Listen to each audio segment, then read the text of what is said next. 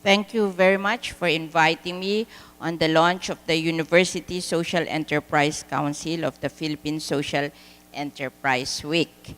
And I want to ask for your indulgence. I have to leave after my speech because we have a biodiversity conference in Mandaluyong, sponsored by the Department of Environment and Natural Resources.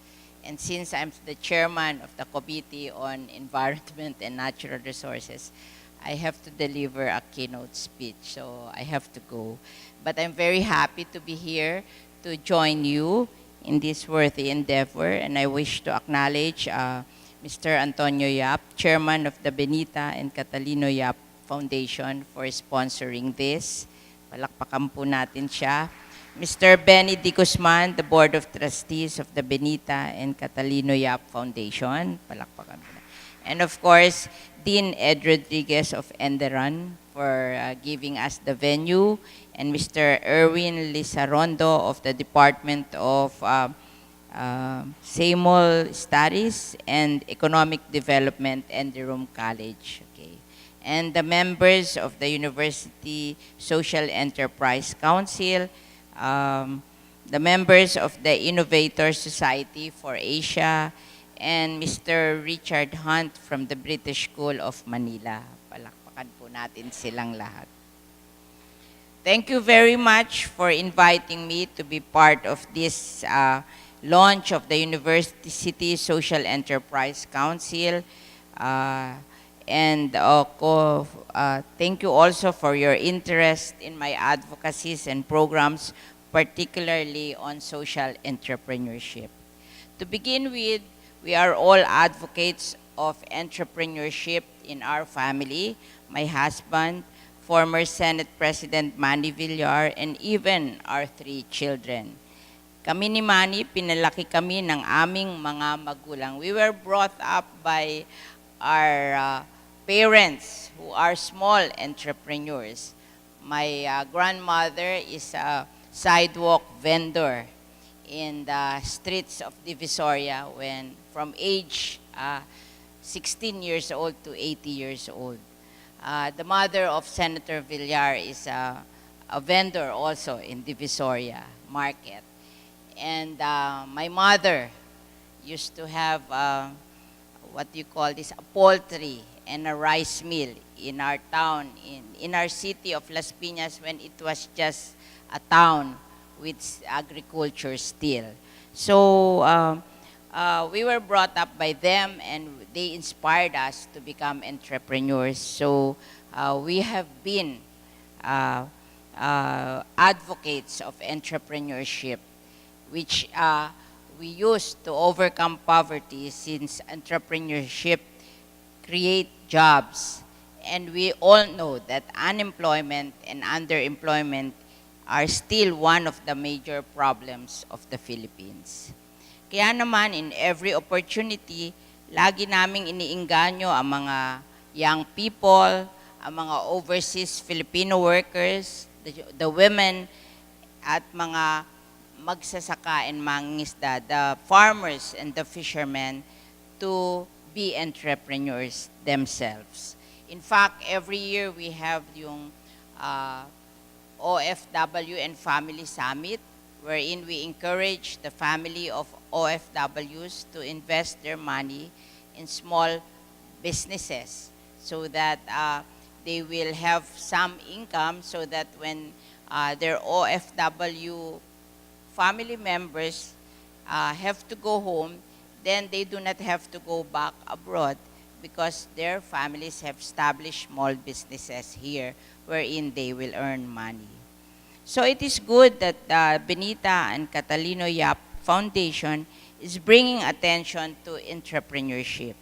We should really join efforts in changing mindsets, equipping entrepreneurial-minded people with concepts, tools, and strategies to excel and succeed in pursuing opportunities, particularly the youth.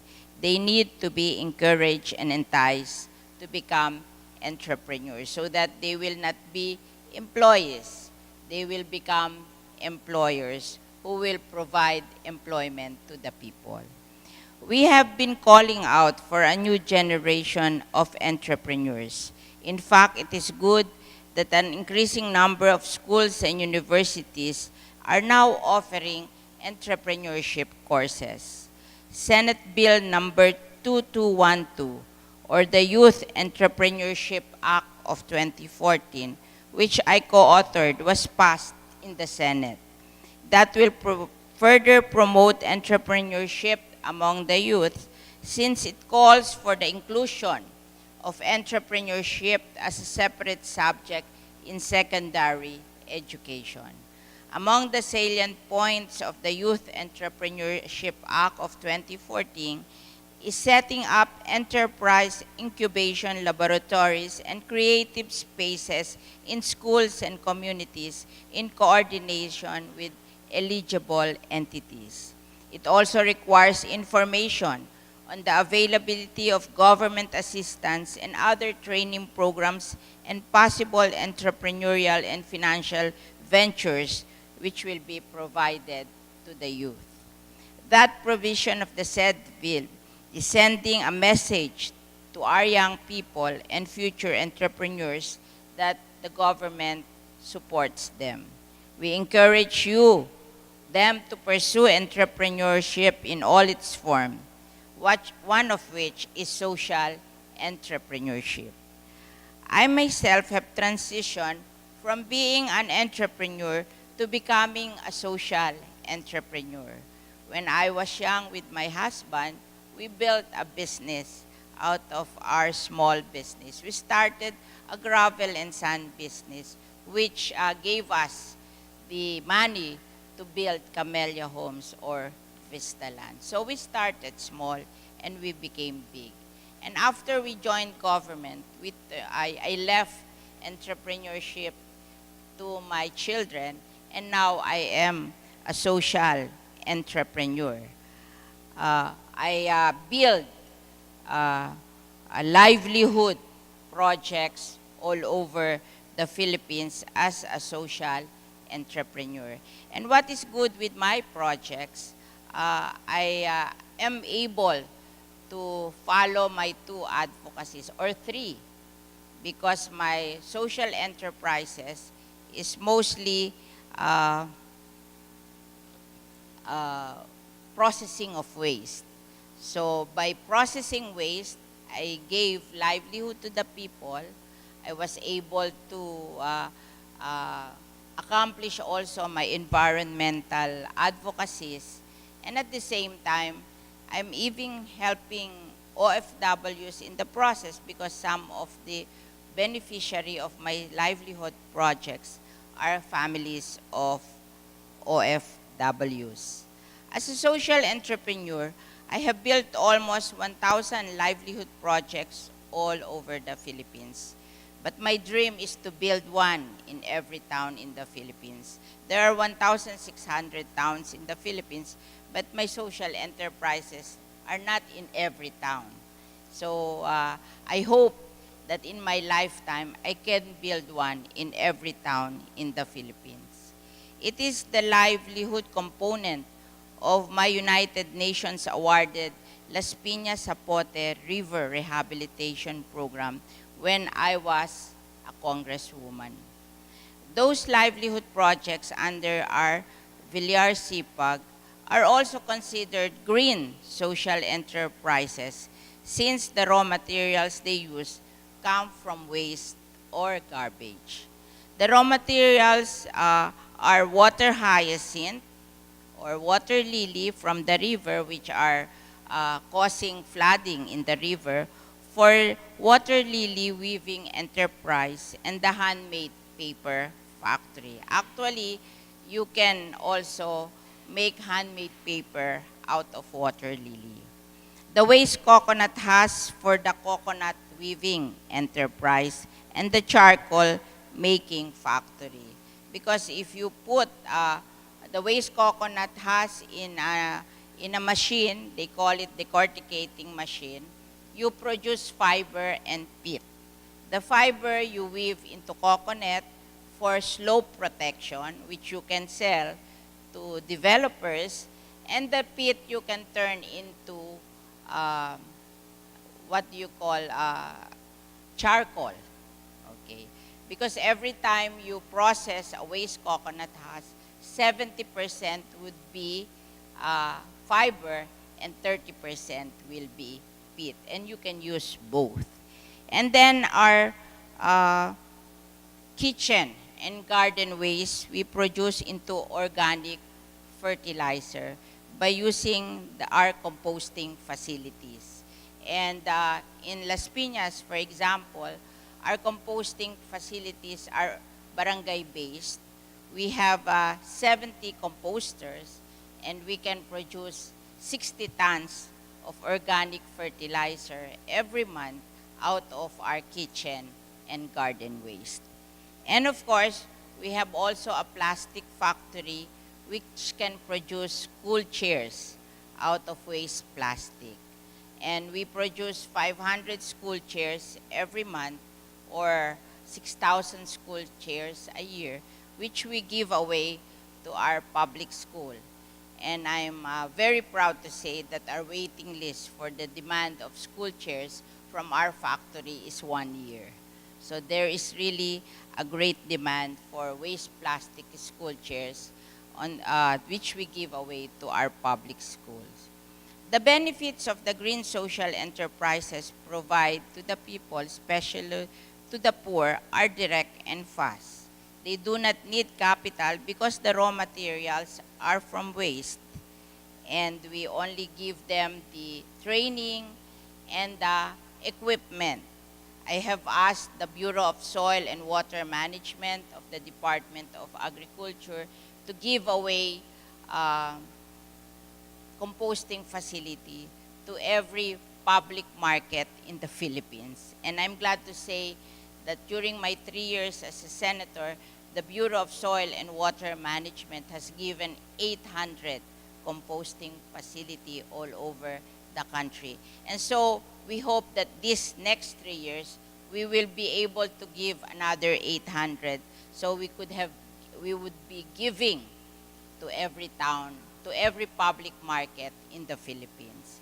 And I have also asked the Department of Environment and Natural Resources through the implementation of the Solid Waste Management Law that they also give a composting facility to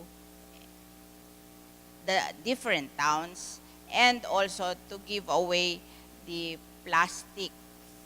waste plastic factory to every province in the Philippines. So it is now the Department of Agriculture and the Department of Environment and Natural Resources, which will be both giving this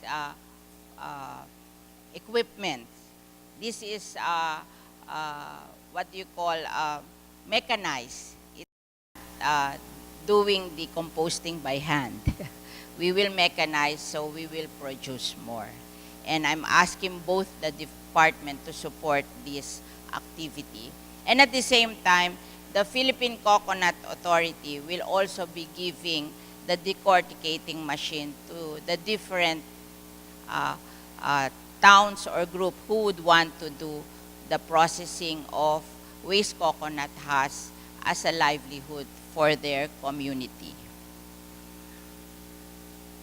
So, as a social entrepreneur, I am aware that it is hard to pursue and sustain a project. So my support does not start and end with providing legislative support through Senate bills and establishing livelihood centers, as well by providing skills training, by providing the equipment, and providing the market.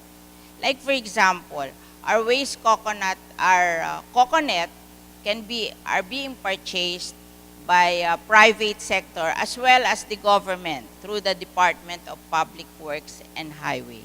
I remember Secretary Babe Singson told me that they were able to buy 3 billion worth of coconut from the local manufacturer to be used as part of the uh, project of the Department of Public Works and Highways. And the Department of Social Welfare and Development are buying our mats from Water Lily to be given away to the people when there's a disaster. So we have the Department of Public Works and Highways and the Department of Social Welfare and Development buying our products, in addition to local companies buying our product. I partnered with Maynilad to process water lily in Laguna Lake because they have a facility there, and if they do not remove the water lily, it will enter their factory and their machineries will be destroyed. So we did a project there, encouraging the people there to process water lily. And Maynilad, if you notice, all their giveaways are in water lily basket. At the same time, kami din po sa Las Piñas, all our giveaways are in water lily basket. So we're trying not only to give them the training, to give them the equipment, but we are also trying to find markets for their products. Because if we don't find markets for their products, then we don't have the money to support the livelihood project. So we built our foundation to guide, to train, to teach, and empower women, the youth, the jobless, and even the relatives of overseas Filipino workers by enhancing their skills and know-how. And today, we are doing another project. We are trying to make entrepreneurs out of our farmers and fisher folks. We remember the farmers and the fisher folks, they are not employees. They are self-employed, and they own their farms. So in a way, they should be entrepreneurs, so that they have to manage their farm well and earn from their farms, because if they do not earn, then they will leave their farms. And according to the study of the Philippine Institute of Development Studies, the barriers why farmers are not competitive and they do not earn enough because they lack education, they lack the technology, they lack the financial literacy or business sense to run their farms, they lack mechanization, and they do not know how to access cheap credit. So if you will look at their problems, then you know that they lack the ability to become entrepreneurs. That's why right now we are trying to build farm schools in every town in the Philippines to be supported by TESDA, so that we can teach these farmers how to learn these things which they lack. We are teaching them technology, we are teaching them mechanization, we are teaching them financial literacy, and we are teaching them how to be able to access cheap credit so they will have capital. And I'm glad that many people are helping us. In fact, the United Nations Food and Agricultural Organization gave a module to the Agricultural Training Institute on a Farm Business School module to teach farmers how to be businessmen. And we are teaching them this module in our farm schools. So if you want to train people how to teach this in your community or in your organization, you can join us in our Farm Business School sessions with the Agricultural Training Institute in our Villar Sipag farms. So, in a way, in order to encourage more organization to help in building social enterprises to bring people out of poverty, we also recognize in our foundation the leading and promising community enterprises every year. It recognizes good practices of community enterprises which create jobs and increase household income and ultimately help in poverty reduction. Every year, we name the 20 most outstanding community enterprises. We did not want to stop, however, by merely granting awards and recognition. We wanted to document their efforts from their early struggles to eventual success. And so, we are publishing every year a book on development initiatives on poverty reduction, learning from community and social enterprises that now serves as a guide and inspiration to individuals and organizations in charting their own path to success. And ito po, we give them around, we publish this, we give them to people so it will inspire them. We also give them to banks so that they will know who are the good co-ops or social enterprises that help reduce poverty, so the banks can also give them the financial assistance so they will be able to grow their community enterprises. I also urge the youth to consider agri-entrepreneurship. There are concerns raised that Philippine farmers are getting older, so we need to get the young generation interested in agriculture. We can do so by encouraging them to be agri-entrepreneurship. Agri-entrepreneurs, if you would notice, in trade fairs and exhibits here and abroad, many of the participants are food entrepreneurs, which are under the category of agri-entrepreneurs. Half of the micro, small, and medium enterprises are involved in the food and beverage sectors. And we should also know that 99% of all the businesses in the country are small, medium, and micro enterprises. It is not true that big companies are dominating our business sector. Only 1% are big, and 99% are medium, small, and micro enterprises. And half of these medium, small, and micro enterprises are in the food and beverage sector. Kaya there is really a lot of opportunity for agri-entrepreneurs. Kasi kalahati are agri-entrepreneurs. And 99% are micro, small, and medium enterprises. Only 1% are big companies in the Philippines. So we really have to help this sector. There are also some sectors that says that we have to encourage students and youth in various parts of the country to be interested in agriculture because the average age of farmers in the Philippines is 57 years old. Kaya we have to encourage the youth. And so, encouraging the establishment of more agri-related businesses is also among the key strategies that we support in order to help agriculture, wherein the farmers and fisher folks remain the poorest in our country. The poverty index in the Philippines is around 22%. But if you will look at the figure, in Metro Manila, the poverty index is 3%.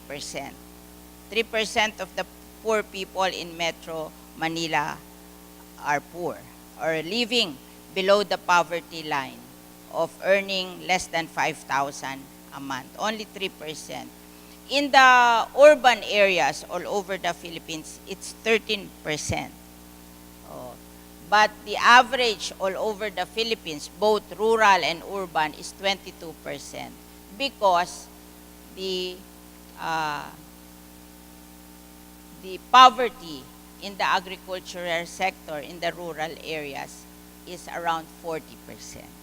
So it's not, the poverty index in the urban areas is not big, but it is being affected by the high poverty incidence in the rural areas. So 40 sila, medyo 13 lang dito, so nagiging 22.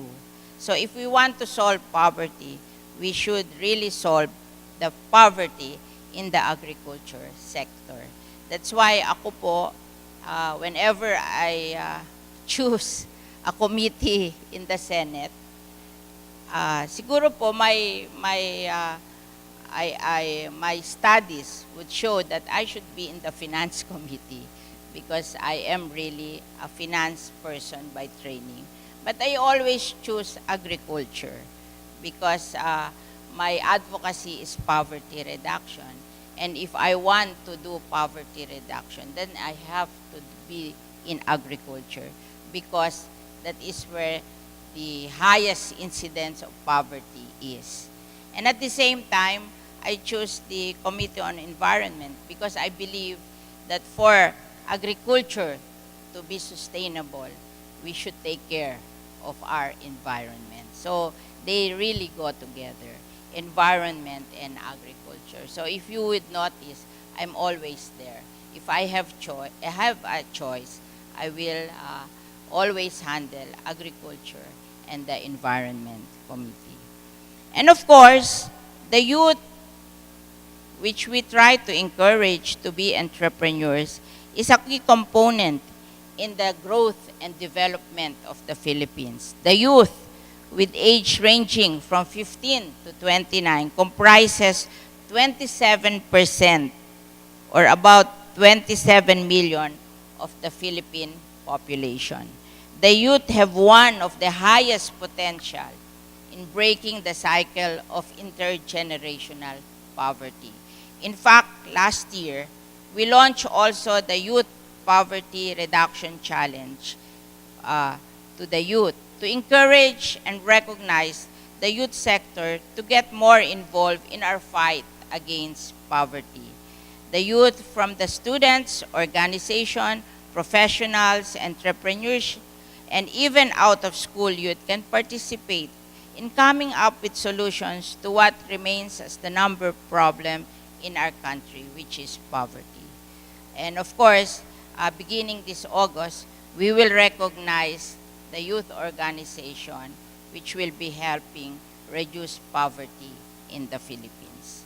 So let us continue to encourage our fellow Filipinos to be more and more involved in social endeavors that will lift our countrymen out of poverty.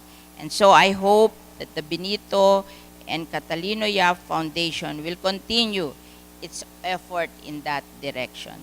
Together, we can make bigger impact in realizing our collective goals.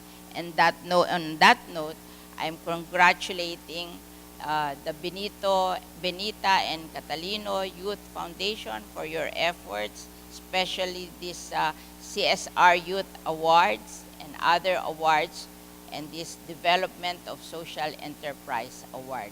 Together, we can help each other. The government cannot do this alone. Our foundation cannot do this alone. Your foundation cannot do this alone. Everybody should help because after all, this is really a very big problem in the country, poverty reduction. So, ang aim daw ng government is to reduce it from 22% to 14% by year 2022. So I hope we will be able to do it with all our efforts. And I will be your partner in doing it. And so we must really work hard because this is a very difficult problem to solve. Marami pong salamat. Magandang umaga po sa inyong lahat.